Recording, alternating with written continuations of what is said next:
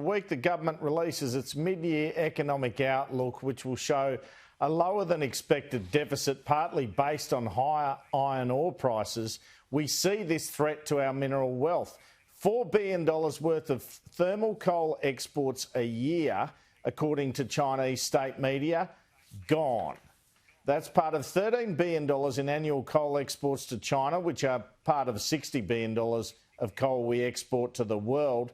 This news around an Australian thermal coal ban comes on top of sanctions, which have effectively ended the $1 billion wine export industry to China and the $1 billion barley export industry to China. It was a defensive and occasionally aggressive Prime Minister who addressed this issue at a press conference in Tasmania this morning. Those reports have not been clarified by the Chinese government. So until we're in a position to have that clarified, then we can only treat these as media speculation in the Chinese state-owned media. That said, what is important to note here is that if that were the case, then that would obviously be in breach of WTO rules. It would be obviously in breach of our own free trade agreement. And so we would hope that's certainly not the case. And that's why we're seeking clarification on this. But I make the point that thermal coal is about $4 billion out of the $13 billion in exports to China. China is not our biggest market for thermal coal. That is in fact Japan, which is more than double the exports than we have to China.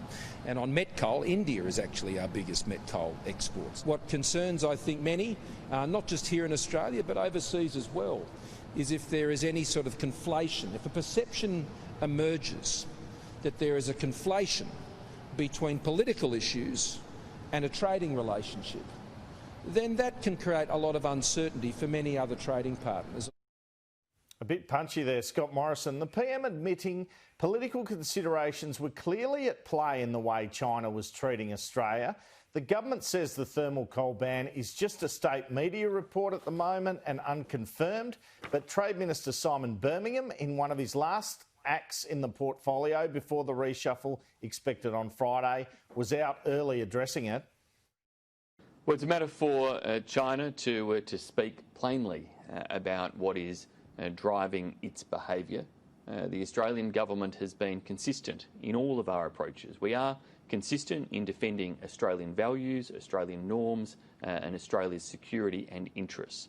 We're also consistent in respecting and upholding a rules-based system in relation to global trade, encouraging multilateral cooperation between and among countries, and it's on that basis that we would contend we haven't changed. We have been consistent in all of our approaches. We urge China to apply the same degree of consistency to the undertakings it has given through Chapter, through the WTO, to make sure that it is willing to engage in the type of respectful dialogue.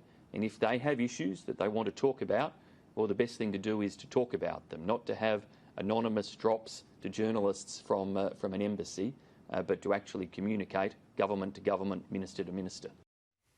In terms of its impact on the budget, estimates put the iron ore trade as worth $15 billion a year to the budget bottom line and coal production at about $2 billion